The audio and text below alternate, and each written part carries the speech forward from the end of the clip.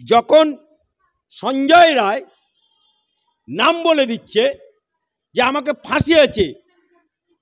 ফাঁসিয়েছে কে, তারপরের দিন বলল বিনীত গোয়েল। এবং যখন ফাঁসির দড়ি কাছে চলে আসছে তখন সে যখন চিৎকার করছে, তখন আজ পর্যন্ত বাপের জন্মে দেখিনি যে আসামিকে কালো কাঁচ ঘেরা গাড়িতে এবং সেখানে তাকে গার্ড করে নিয়ে এসে 10 বছর আগেকার যে পিজেন ভ্যান বাজাতো ওই কুণাল ঘোষ ওরপে ছিনাল ঘোষ, তার মতোই একই কায়দায়, অর্থাৎ ডালমে কুচ কালা হ্যাঁ। কুণাল ঘোষ 3.5 বছরের জেল খাটা আসামি, বাপমা নাম রেখেছে কুণাল ঘোষ, জনগণ নাম রেখেছে ছিনাল ঘোষ। এই কুণাল ঘোষ একটা পোস্ট করেছে যে আমি বিষ খেতে গেছিলাম, আত্মহত্যা করতে গেছিলাম। তো ও 10 বছর আগে যখন জেল খেটেছে তৃণমূলের আমলে, তৃণমূলের সাংসদ হয়ে সারদা নাওদাতে, এই লোকটি পিজেন ভ্যান বাজিয়ে বলেছিল যে মমতা চোর, কালীঘাটে সারদা নাওদার টাকা আছে। এই লোকটি তখন যখন বলেছিল তখন পুলিশ বাধা দিয়েছিল। ঠিক সেই একই কায়দায় যখন সঞ্জয় রায় নাম বলে দিচ্ছে যে আমাকে ফাঁসিয়েছে কে, তারপরের দিন বলল বিনীত গোয়েল। এবং যখন ফাঁসির দড়ি কাছে চলে আসছে তখন সে যখন চিৎকার করছে, তখন আজ পর্যন্ত বাপের জন্মে দেখিনি যে আসামিকে কালো কাঁচ ঘেরা গাড়িতে এবং সেখানে তাকে গার্ড করে নিয়ে এসে 10 বছর আগেকার যে পিজেন ভ্যান বাজাতো ওই কুণাল ঘোষ ওরপে ছিনাল ঘোষ, তার মতোই একই কায়দায়, অর্থাৎ ডালমে কুচ কালা হ্যাঁ। এই যে আমরা কিছুক্ষণ আগে মদন মিত্রকে জিজ্ঞেস করেছিলাম যে কেন এরকম পিজেন ভ্যান বাজানো হচ্ছে, মদন মিত্র বললেন যে ওনাকে কেউ গুলি করে দিতে পারে, প্যানেল সংশয় রয়েছে। কি বলবেন? মদন মিত্র ও লাভলি যে নাকি বলে পরকিয়া না করলে নাকি মন ভালো থাকে না, কালারফুল, সেই মদন মিত্র তার অবজারভেশন যেটা সেটাই বলেছে যে গুলি করে দিতে পারে। আরে তোমার নেতা কুণাল ঘোষ বলছে আত্মহত্যা করো, তা গুলি কে করবে? তাহলে 2 মাস যে আসা যাওয়া করলো, তখন তো কাঁচের ঘর ছিল না, তখন তো কাঁচের গাড়ি ছিল না, তখন তো পিজেন ভ্যান বাজে, যেই মুখ খুললো তখন এত গার্ড কেন? অর্থাৎ মাথা ধরা পড়বে, বিনীত গোয়েল ধরা পড়লেই মমতা বুবু, মমতা খালা, মমতা আপার কুকীর্তি বেরিয়ে পড়বে। এই যে ফিরহাদ হাকিম বলছেন যে এনাফ ইজ এনাফ, পুলিশ প্রশাসনকে বললেন, কি বলবেন? পুলিশটা কার? স্বরাষ্ট্রমন্ত্রীকে। উনি কোন দলের মন্ত্রী? তৃণমূল।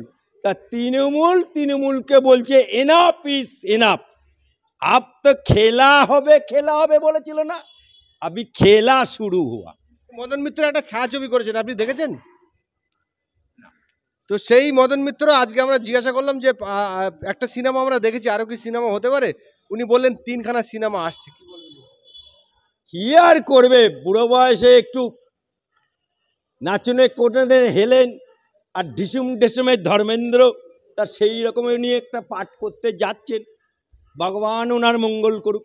আপনাকে যদি কোনো সময় আপনি এত সুন্দর বলেন, প্রায় মানুষ আমাদেরকে বলে যে আফজাল সাহেব খুব ভালো বলেন, আপনাকে যদি কোনো ডাইরেক্টর এসে কোনো সিনেমার অভিনয়ের চান্স দেয়, আপনি কি মদনদার সাথে অভিনয় করুন? মদনদার সাথে দেখুন, মদন মিত্র যদি রাজনীতি ছেড়ে দেয়, ও দলটা গঠন করার সময় ট্যাক্সি ছিল, ওর ট্যাক্সিটা বিক্রি করে দিয়েছিল। তা এখন ওর পেশা কি? রাজনীতি। পেশা কি? এমএলএ। তৃণমূলের 4 আনা থেকে 1 টাকা পর্যন্ত নেতাদেরকে জিজ্ঞেস করুন তো যে তোমাদের পেশা কি, বলবে রাজনীতি। তা আমার পেশা তো রাজনীতি না, তা আমার পেশা হচ্ছে ওকালতি, হাইকোর্টের আমি অ্যাডভোকেট, তাই আমার পেশার জায়গা আছে। তাই আজকে সে সিনেমা আর্টিস্ট আছে, ওদের তো আবার সিনেমা আর্টিস্টরাই আবার ফিরে আসছে রাজনীতিতে। সিনেমা আর্টিস্টরাই ধোঁয়াই ধোঁয়া, রচনা ব্যানার্জি, তা আবার কাঞ্চন মল্লিক, এইসব এসব লোকগুলো এসছে, অর্থাৎ সিনেমা থেকে ব্যাক করছে, অর্থাৎ সিনেমার বাজার ঢোঢো। পাঁচি সিনেমা কলকাতার বুকে নামকরা হয়ে গেল বিল্ডিং, বিগ বাজার। তা সিনেমা হলগুলো তো সব বিগ বাজার হয়ে যাচ্ছে, তা সুতরাং সিনেমাতে আমার যাওয়ার ইচ্ছে নেই। শেষ প্রশ্ন করব, এই যে 6টি উপনির্বাচনে আমরা দেখলাম যে সব জায়গায় রিগিং হচ্ছে, ছাপ্পা হচ্ছে, আমরা ওই বিরোধিতা করছি। এমনকি উপনির্বাচনে মানে মানুষ মরে গেল। সারা রাজ্যে সারা দেশে ভোট হয় বিধানসভায়, বিভিন্ন রাজ্যে আমরা কোনো জায়গায় দেখিনি, কিন্তু পশ্চিমবাংলায় উপনির্বাচনে মানুষ মারা গেল। কি বলবেন?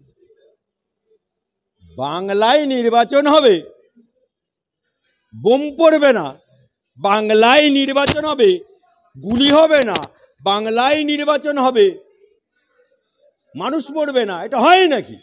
তাহলে তো মিরাক্কেল হয়ে যাবে। তৃণমূলের জামানায় পঞ্চায়েত নির্বাচন থেকে আরম্ভ করে, বিধানসভা থেকে আরম্ভ করে, লোকসভা থেকে আরম্ভ করে, পৌরসভা পর্যন্ত একটা নির্বাচন দেখাতে পারবেন যে নিরামিষ গেছে? নো। ভাইরিস একই সাথে পাশের রাজ্যে নির্বাচন হলে একটা টিকটিকি মরে না, একটা গরু মরে না, একটা ছাগল মরে না, একটা গিরগিটিও মরে না। আর আমাদের এখানে নির্বাচন হলেই মনে হবে যেন মুসলমান এলাকায় ঈদ হচ্ছে, লেট ধারার দাম বুট জাম করতে হবে।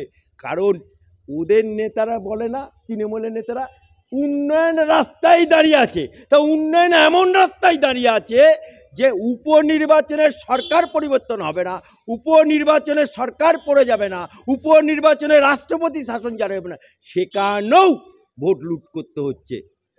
তাই আজকে তৃণমূল সরকারটা টিকে আছে পুলিশ আর কিছু মুসলমান হুলিগান। আমরা 6টি কেন্দ্রে উপনির্বাচন হয়েছে, সব জায়গায় আমরা না যেতে পারলে আমরা হাড়োয়ায় গেছিলাম। সেই জায়গায় বিজেপির যিনি প্রার্থী তিনি বলছেন ছাপ্পা হচ্ছে, এবং আইএসএফের প্রার্থী তিনি বলছেন ছাপ্পা হয়ে যে ভোট তবু পেয়েছি সেগুলো আবার গণনা কেন্দ্রেও কারচুপি হতে পারে। কি বলবেন? তৃণমূলের যেমন সব সম্ভব। আর আমাদের যে মুখ্যমন্ত্রী আছে মমতা আপা, মমতা খালা, আর মুসলমান গদগদ দেখলেই আল্লাহু আকবার, সে পারে না এমন কোনো কাজ নেই, কাঁচা মাছে পোকা ফেলে দেবার মেয়ে। তাই গণনা কেন্দ্রে যদি মানে এদিক ওদিক হয়ে যায়, তার জন্যই উনি বলেছেন